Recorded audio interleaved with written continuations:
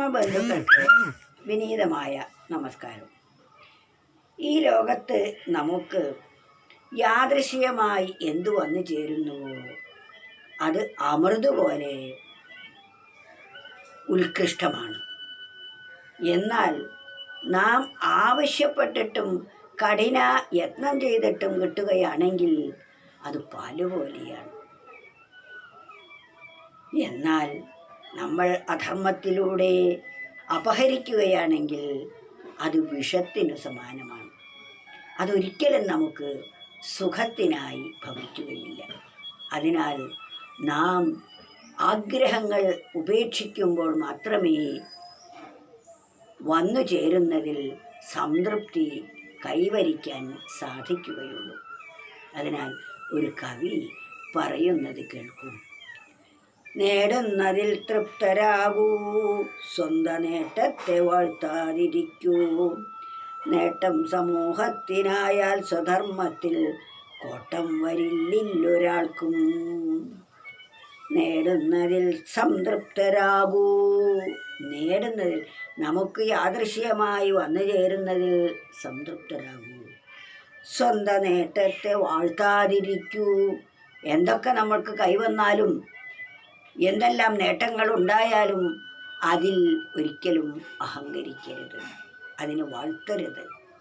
അത് ഈശ്വരൻ തന്നതാണ് എന്ന ബോധം നമുക്ക് എപ്പോഴും ഉണ്ടാവണം. നേട്ടം സമൂഹത്തിനായാൽ സ്വധർമ്മത്തിൽ.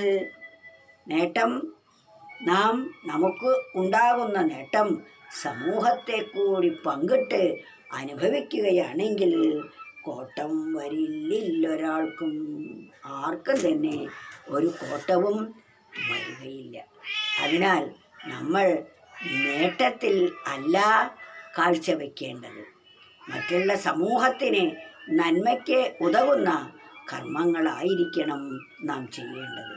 അത് സ്വധർമ്മം കൊണ്ട് തനിക്കും മറ്റുള്ളവർക്കും നേട്ടമാണെങ്കിൽ അതാണ് ഏറ്റവും ഉത്കൃഷ്ടമായത്. ഉത്കൃഷ്ട കർമ്മം ചെയ്യുമ്പോൾ നാം ഉത്കൃഷ്ടമായ അവസ്ഥയിൽ എത്തിച്ചേരുന്നു.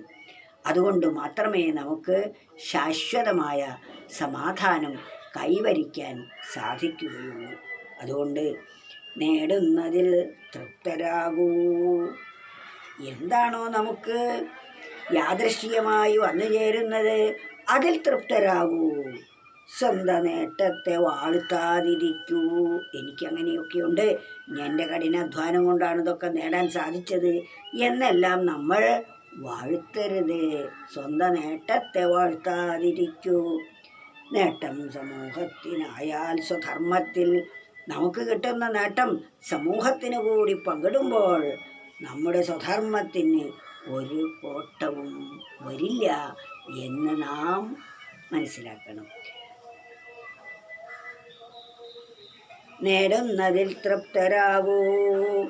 സ്വന്തം നേട്ടത്തെ വാഴ്ത്താതിരിക്കൂ. നേട്ടം സമൂഹത്തിനായാൽ സ്വധർമ്മത്തിൽ കോട്ടം വരില്ലൊരാൾക്കും.